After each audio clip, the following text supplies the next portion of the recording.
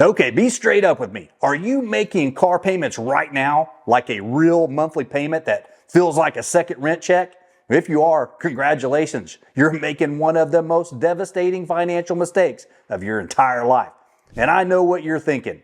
But JD, I need a car. How else am I supposed to get to my work? Yeah, no, you're basically setting your money on fire and then complaining you can't build wealth. According to the Federal Reserve Bank of New York, Americans now owe a record $1.6 trillion in auto loan debt. That's trillion with a T. That's like if every single person in America owed over $5,000 just on cars. And get this, auto loan debt now exceeds student loan debt in America. Let me say that again. We owe more on cars than we do on college degrees. And today, I'm going to tell you exactly why that shiny car sitting in your driveway is the number one reason you're still broke.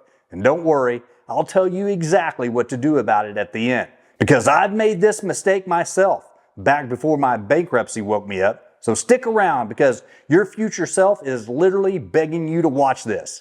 Reason number one, the instant value annihilation, the drive off the lot disaster, the real talk.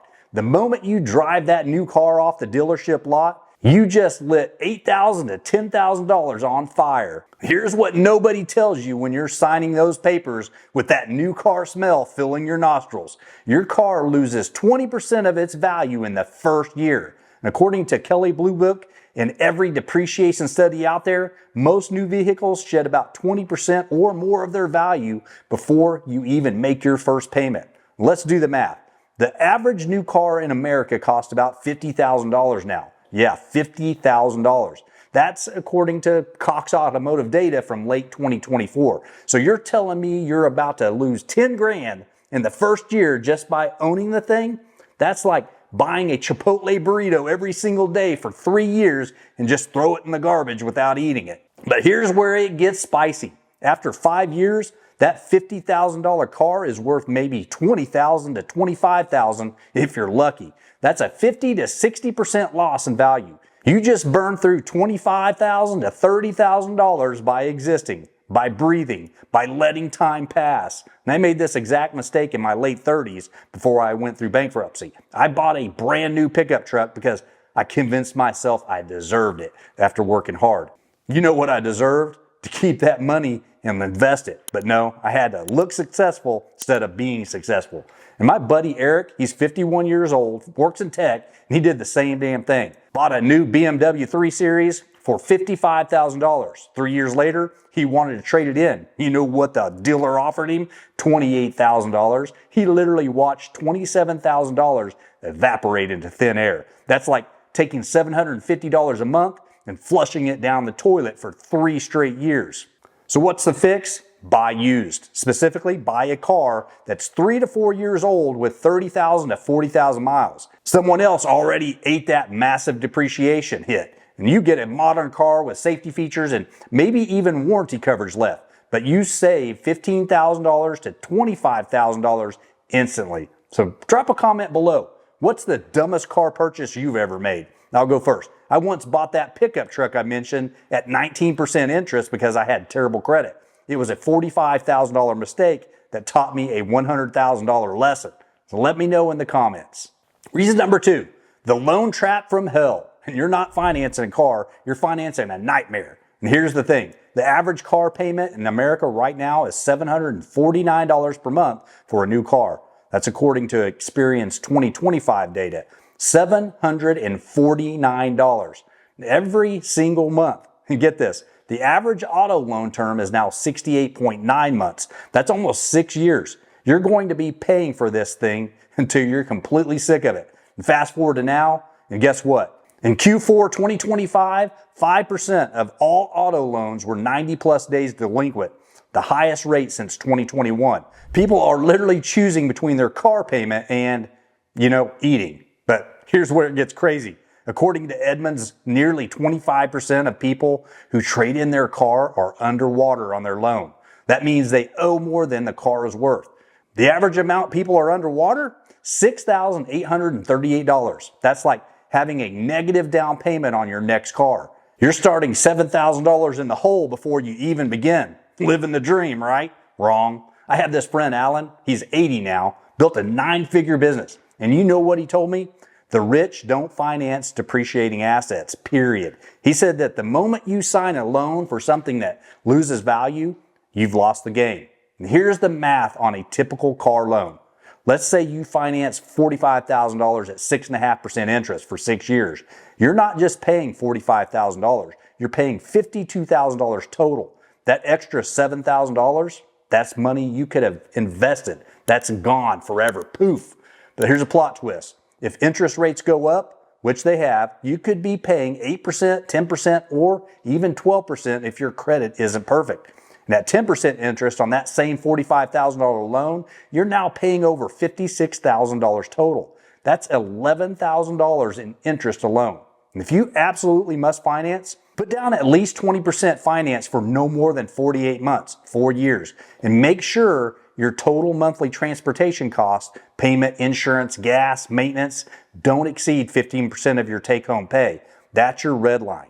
Reason number 3, the hidden cost monster. It's not just the payment, it's everything else. Okay, so you thought the $750 monthly payment was bad. Well, buckle up, Buttercup, because that's just the beginning. I sat down and calculated the actual cost of owning a typical new car. Let's use a Honda Civic as an example since it's America's most popular car for young buyers, and it's absolutely brutal. Here's what you're really paying.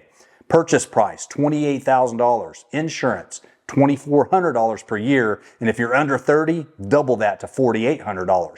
Fuel, $1,500 per year minimum. Maintenance, $600 to $800 per year. Registration and fees, $500 to $700 per year. Repairs, budget another $300 to $500 per year once warranty expires. Add it all up over 5 years, you're looking at $46,000 to $50,000 for a $28,000 car.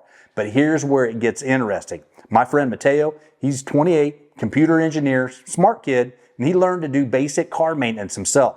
Oil changes, brake pads, tire rotations. You know how much he saves per year? About $1,200. That's $6,000 over 5 years. He bought a $20 OBD scanner from Amazon, and whenever his check engine light comes on, he plugs it in, figures out what's wrong, watches a YouTube video, and fixes it himself. And mechanics charge $100 just to plug in the same scanner and tell you what's wrong. And get this, according to Bankrate, the average annual car insurance cost in 2025 is $2,671 for full coverage. But if you're a 25-year-old, you're paying $4,000 plus easily. That's more than some people's rent. And your future self will thank you. Your present self might cry a little. That's normal. Here's what the wealthy understand that you don't. Every dollar you spend on a car is a dollar that's not compounding in your favor. It's dead money. It's money that's working against you instead of for you. My buddy James, he's a 70-year-old physicist, brilliant guy. He drives a 2012 Honda Accord that he bought used for $12,000 8 years ago. It's got 140,000 miles on it. Runs perfectly. And you know what he told me? I'd rather drive an old car to a new house than drive a new car to an old apartment. So on to reason number 4, the opportunity cost that will haunt you. The $250,000 mistake. And this is where it gets really painful. Every dollar you spend on a car is a dollar you're not investing. Let me show you something that's going to make you sick. The average person in America spends about $750 per month on car payments, according to current Experian data. For their entire working life, let's say from age 25 to 65, that's 40 years of car payments. Now, what if instead of making that $750 payment every month, you drove a paid-off used car and invested that $750 into an S&P 500 index fund? At the historical average return of about 10% per year, after 40 years, you'd have, wait for it, $4.7 million. And let me say that again, $4.7 million. That's the difference between retiring broke and retiring wealthy, all because of a car. But let's bring it back to something more realistic. Let's say you're 35 right now and you decide to stop making car payments for the next 30 years. You invest that same $750 per month at 10% annual returns. You'd have $1.7 million at age 65. Most people don't do this. Most people drive new cars their entire lives and wonder why they can't retire. I went through bankruptcy at 42, and you know what I realized? I'd spent nearly $200,000 on cars between the ages of 25 and 42. New cars, nice cars, I deserve this cars. And if I'd invested even half of that money instead, I would have had over $300,000 by the time I hit 42. But no, I had a nice car in the bankruptcy court parking lot. And fast forward to now, and guess what? I drive a 2018 Jeep Renegade that's paid off. It's boring, it's not impressive, but you know what is impressive? My investment count that's actually growing every single month. And according to Will, my 60-year-old buddy who's a digital marketer, he said the biggest financial mistake most people make is confusing looking successful with being successful. And the car is the ultimate example of this. Reason number 5, the status trap. You're trying to impress people who don't care. This is called lifestyle inflation mixed with what I call the middle class mindset trap, which is basically the entire reason I wrote my book, Middle Class Mindset Escape Plan.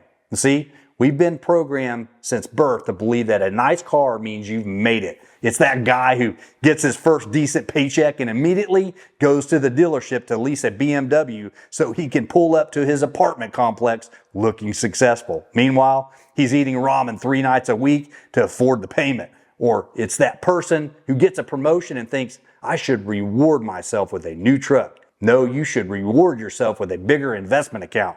But that's not what gets likes on Instagram, is it? So remember, nobody cares about your car as much as you think they do.